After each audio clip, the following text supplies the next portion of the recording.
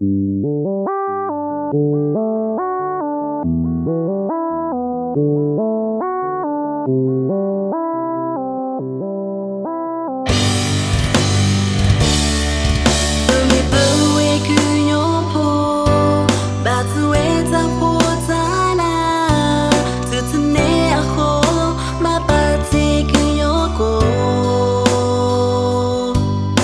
cho lăng một bà phi phu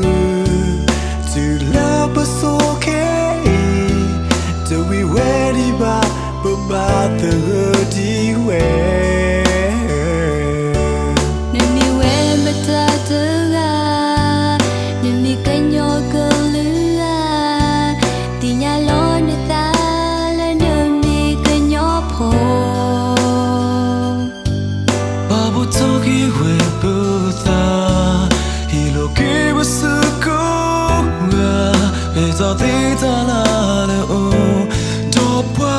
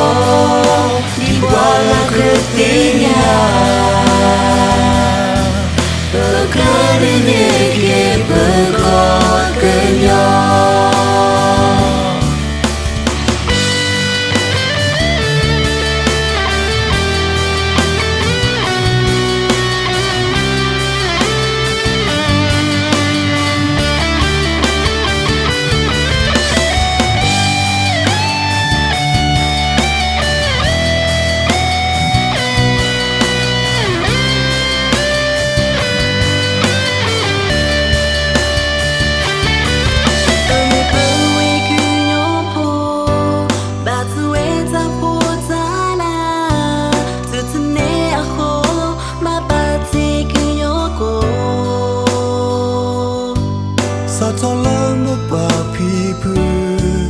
to love us okay to we ready ba the đi về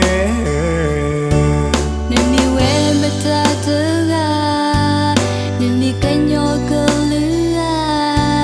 thì nhà lo nơi ta lên nên mi canh nhau phô babu toki we buta hilo ke basu ko nga le za te ta la le o do pa